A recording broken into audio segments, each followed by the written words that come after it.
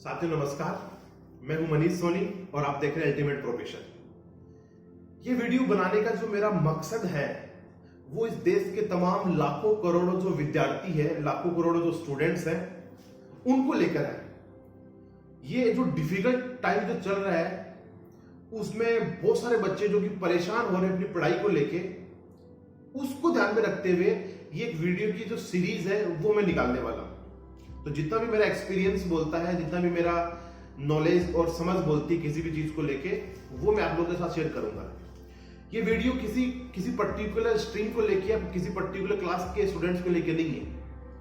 आप चाहे किसी भी क्लास के स्टूडेंट है, चाहे क्लास 5th के हैं, चाहे क्लास 10th के हैं, चाहे आप ग्रेजुएशन कर रहे हैं, चाहे आप पोस्ट ग्रेजुएशन कर रहे हैं, या चाहे आप किसी भी कॉम्पिटिशन एग्जाम की तैयारी कर रहे हैं, चाहे आप जो है मेडिकल फील्ड में है या फिर आप इंजीनियरिंग कर रहे हैं या आर्ट्स लेके आप कोई स्टडी कर रहे हैं या कॉमर्स लेके स्टडी कर रहे हैं, तो ये वीडियो उन सब बच्चों के लिए है। तो सबसे पहले अगर मैं स्टार्ट करूं तो हम सब लोग जो है एक इस जो चैलेंज से जो पास हो रहे हैं, और खास तौर से स्टूडेंट लोग जिनकी पढ़ाई जो है इस पर्टिकुलर डिफिकल्ट टाइम के ऊपर काफी डिस्टर्ब हो रही है, तो उनको क्या क्या सॉल्यूशंस हम दे सकते हैं, क्या क्या उपाय हम ऐसे कर सकते हैं जिसकी वजह से वो अपना कंट्रीब्यूशन देश हित में दे सके। दूसरा, जो पेरेंट्स और टीचर्स हैं उनके सामने भी जो चैलेंज है, किस तरीके से आप उस चैलेंज से ओवरकम कर सकते हैं, उनको कुछ सॉल्यूशंस देने की मैं कोशिश करूंगा।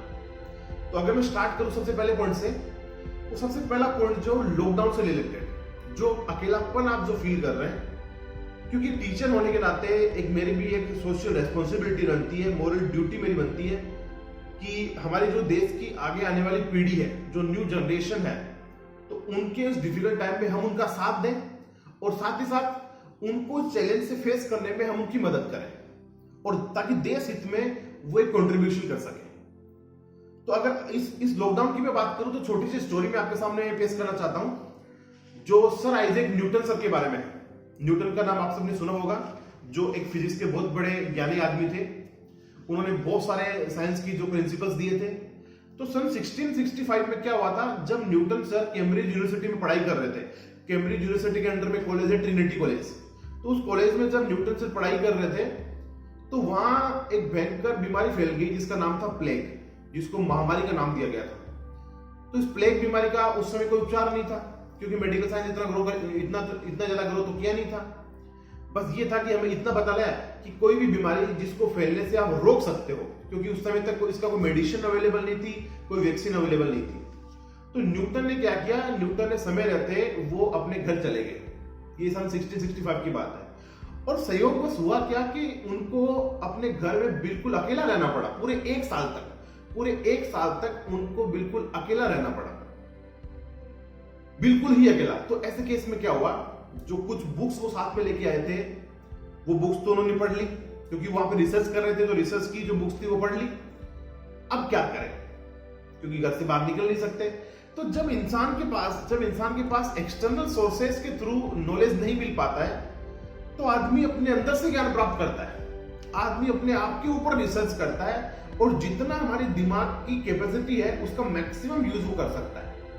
तो उस समय क्या हुआ कि आपने सुना होगा ग्रेविटेशन का प्रिंसिपल, और जो ऑप्टिक्स का प्रिंसिपल है, और जो अर्ली कैलकुलस है, ये तमाम जो मैथमेटिकल प्रिंसिपल्स और फिजिक्स के प्रिंसिपल्स हैं, ये सब न्यूटन के उस एक साल का परिणाम है।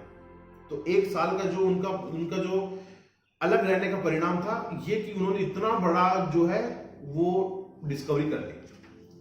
और आइंस्टाइन सर का भी आपने नाम सुना होगा, सर अल्बर्ट आइंस्टाइन। उन्होंने खुद ये बात बोली है कि अगर न्यूटन सर ने ये सब काम नहीं किए होते तो शायद मैं भी वही काम कर रहा होता जो न्यूटन ने किए। यानी क्या कि आइंस्टाइन भी क्या है, न्यूटन के कंधे के ऊपर ही बैठ के काम कर रहे थे, क्योंकि एक काफी अच्छी ग्रोथ, एक काफी अच्छा बैकग्राउंड उन्होंने ढाल दिया था, और उसको आगे फिर जो है आइंस्टाइन से लेके जा रहे थे। तो मेरा इस पर्टिकुलर पॉइंट के माध्यम से आपसे ये कहना है, देखिए एक शायर ने भी एक बात कही है, क्या, जिसने ये जिंदगी में उसने बड़ी बात कर ली जिसने अपने आप से मुलाकात कर ली।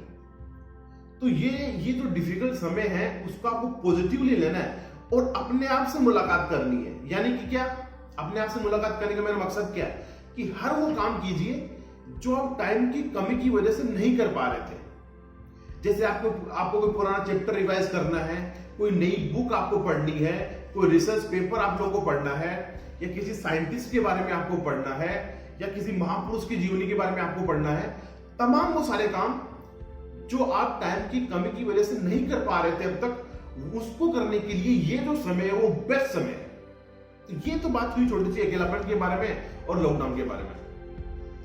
दूसरी बात मैं बताना चाहता हूं कि बच्चे एग्जाम को लेके काफी स्ट्रेस में। देखिए, एग्जाम के लेके मेरा जो पॉइंट है वो ये है, अभी 1 जून को क्या अनाउंसमेंट हुआ था, सीबीएसई के जो बोर्ड एग्जाम्स है वो कैंसिल कर दिए गए थे।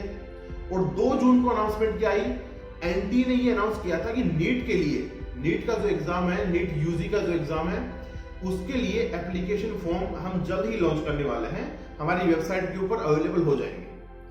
बट अभी तक कोई भी एप्लीकेशन फॉर्म वहां पर अवेलेबल नहीं है। अब सुनिए, मैं आपको बताना चाहता हूं कि सीबीएसई के अलावा भी बहुत सारे स्टेट बोर्ड ऐसे भी हैं जिन्होंने क्या किया है, एग्जाम को कैंसिल ही कर दिया। अब इस टाइम में जब एग्जाम कैंसिल हो गए तो बच्चों को फ्यूचर में क्या करना चाहिए और क्या नहीं करना चाहिए, उसके बारे में एक सोचने के लिए जो टाइम मिला है वो ये बेस्ट टाइम है।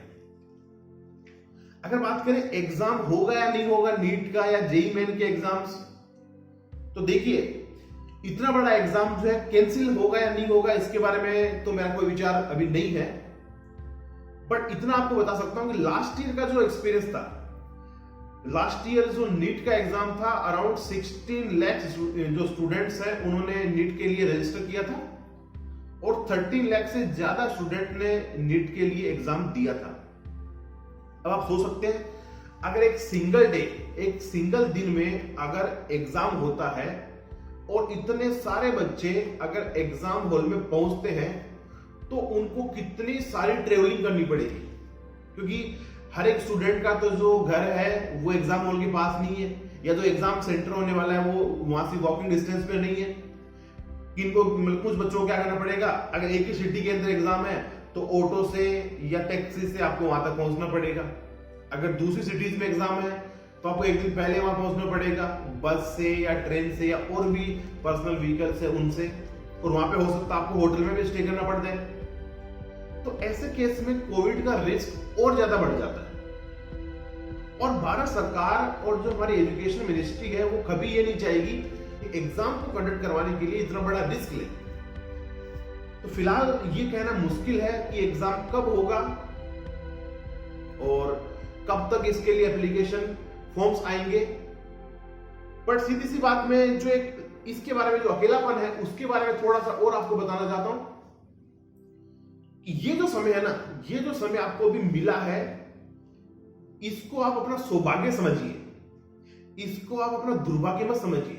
हाँ, दुर्भाग्य ये उन लोगों के लिए है जिन लोगों के पास जीवन की मूलभूत सुविधाएं नहीं है, जैसे रोटी, कपड़ा, मकान। जिन लोगों के पास में ये सब सुविधाएं नहीं है, उन लोगों के लिए ये एक संकट का समय है और उनकी मदद करने के लिए भी काफी लोग आगे आ रहे हैं। सरकार भी उनकी मदद कर रही है और हो सकता है आप भी अपने अपने लेवल पे उनकी मदद कर रहे होंगे।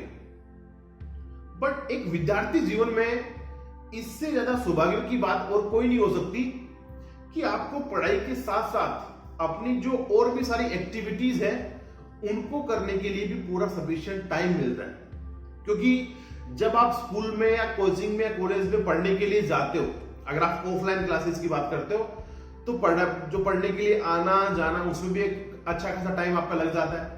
साथ ही साथ जब मान लीजिए दोस्तों के साथ कहीं घूमने चले गए, अगर संडे का दिन है या छुट्टी का दिन है, तो पूरा का पूरा दिन जो है ऐसे ही बर्बाद कर दिया। तो अब आप सोच के देखिए, वो जो समय जो आप किसी छोटे मोटे काम की वजह से पूरा दिन आप खराब कर देते थे, अब आपके पास में वो समय जो है उसको यूटिलाइज कर सकते हो, आप बेस्ट यूटिलाइजेशन कर सकते हो। आप जो है अपने अंदर नई स्किल डेवलप कर सकते हो। अगर आपको कुछ शौक पूरे करने हैं अपने, जैसे किसी को म्यूजिक का शौक है, कोई म्यूजिकल इंस्ट्रूमेंट सीखना है, आप वो सीख सकते हो, कुछ टाइम आप उसको दे सकते हो। इसके अलावा आप डांसिंग सीख सकते हो। पढ़ाई के साथ साथ आपके अंदर और भी जो स्किल्स है वो आप डेवलप कर सकते हो। तो सीधा सा कहने का जो मेरा मकसद है वो ये है कि इस लॉकडाउन को आपको पॉजिटिवली लेना चाहिए। ये कभी भी दुर्भाग्य की बात नहीं है, ये एक सौभाग्य की बात है। और दूसरी बात कि किस तरीके से आप जो अपनी स्टडीज को कंटिन्यू कर सकते हैं, क्या क्या दिमाग में आपको बातें रखनी चाहिए, किस तरीके से आप अपने आप को मोटिवेटेड रखेंगे और स्ट्रेस से किस तरीके से आप बच सकते हैं। तो इन सब चीजों के ऊपर भी मैं काफी सारी बातें आपके साथ शेयर करूंगा। वो सब बातें हम नेक्स्ट वीडियो में करेंगे। तो फिलहाल अगर इस वीडियो को मैं कंक्लूजन तक पहुंचाऊं तो यही है कि आप पॉजिटिव बने रहिए।